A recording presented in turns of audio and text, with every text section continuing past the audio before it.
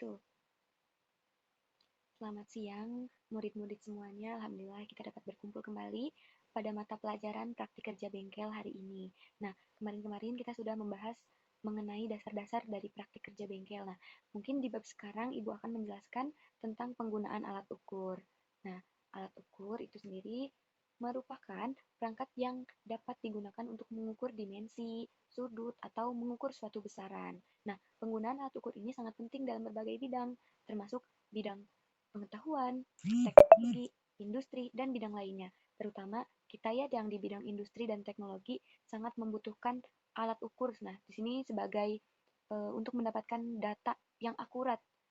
Kebayangnya kalau kita menciptakan suatu produk dan itu biasanya di custom langsung, biasanya kan sudah ada ukurannya. Nah, jika kita tidak punya alat ukur, bagaimana kita bisa mengukur suatu produk yang akan kita hasilkan itu. Nah, maka dari itu alat ukur ini merupakan alat dasar yang sangat penting berada di bengkel itu sendiri. Nah, selanjutnya mungkin sangat banyak jika dijelaskan satu persatu mengenai alat ukur dan jenis-jenisnya sangat banyak sekali. Kita akan belajar dasar-dasarnya saja yang sekiranya sering kita temukan di bengkel kita sendiri. Nah, seperti yang pertama mistar ukur. Mistar ukur sendiri mungkin murid-murid semuanya sudah pada punya ya di rumahnya masing-masing. Nah, mistar ukur ini alat untuk mengetahui panjang, lebar, tinggi, ketebalan, dan kedalaman.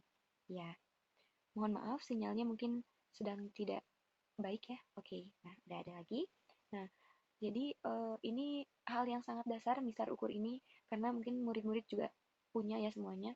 Nah, selanjutnya kita beralih ke mistar lipat. Nah, alat ukur ini dapat dilipat karena dilengkapi dengan sambungan pada setiap panjang tertentu. Kenapa ada dilengkapi dengan alat pelipat mungkin saja agar lebih mudah dibawa. Karena kan kalau kita misalnya menggunakan yang terlalu panjang itu akan apa ya? Istilahnya akan sulit dan banyaknya space yang digunakan. Tetapi jika bisa dilipat-lipat itu kita akan mudah membawanya dan juga akan apa ya? Ya lebih efisien aja dalam penggunaannya. Lalu ini ada yang sangat penting dan sangat umum digunakan di dalam industri itu sendiri yang namanya jangka sorong.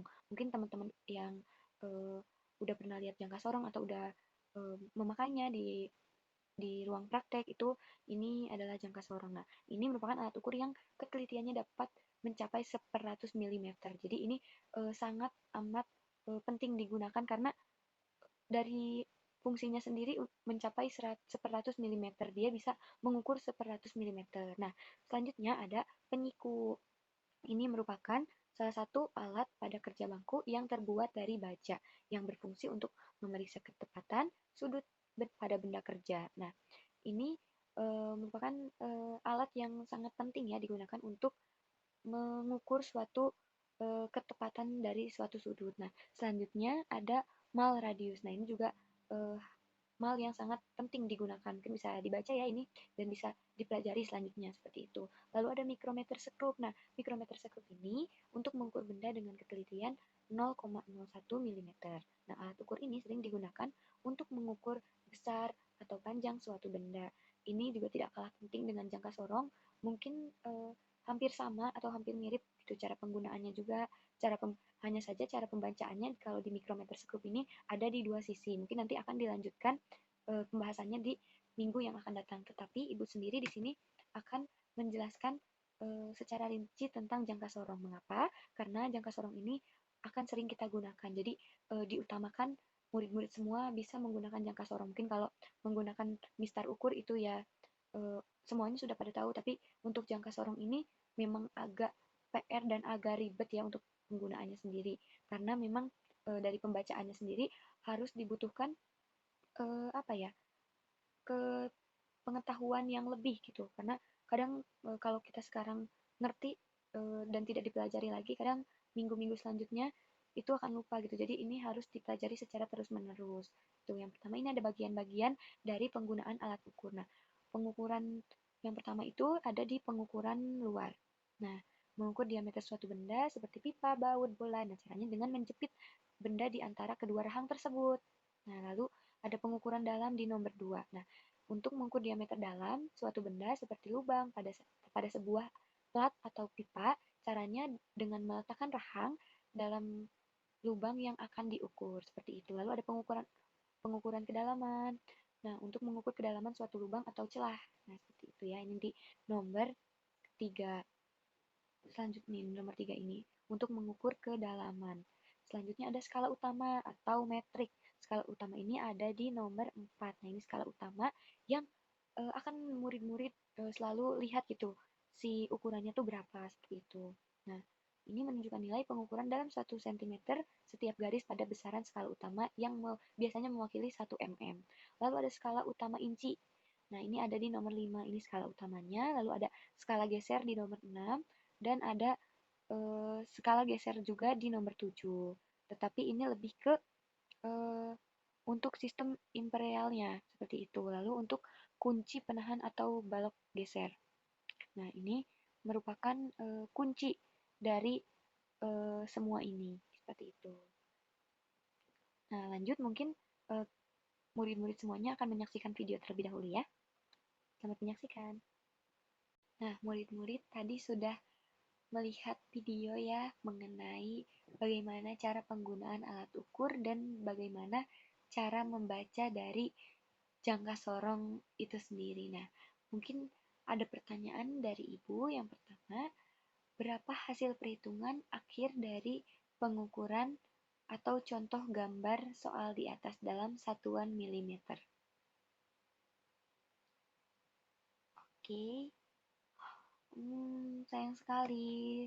Nah, ini mungkinnya jawabannya langsung dijawab saja. Nah, pembacaan skala utama ialah 1,1 cm atau 11 mm.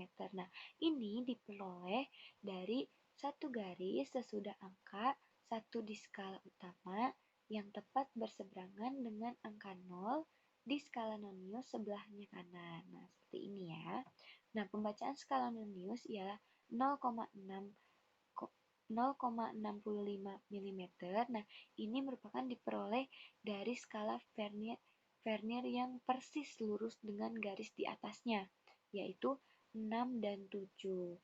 Nah, maka hasil pengukuran contoh gambar soal atau di atas adalah 11 mm ditambah 0,65 mm sama dengan 11,65 mm atau 1,165 cm. Seperti itu. Oke, lanjut ke pertanyaan selanjutnya.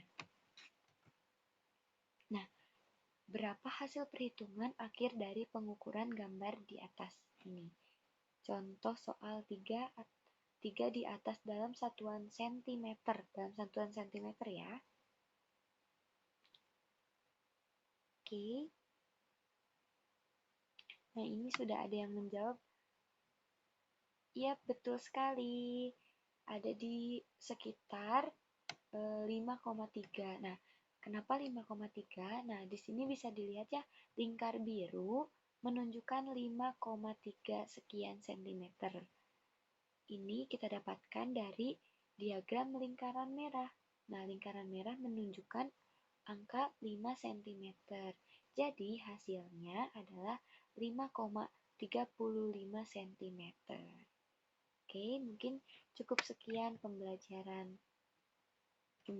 kita hari ini. Mungkin dapat dilanjutkan murid-murid bisa menonton video tutorial di YouTube atau mencari-cari referensi dari soal-soal tentang jangka sorong lebih rinci lagi. Nah, selanjutnya mungkin kita akan membahas tentang mikrometer sekrup. Nah, nanti akan dijelaskan di minggu berikutnya. Terima kasih. Sekian. Wassalamualaikum warahmatullahi wabarakatuh.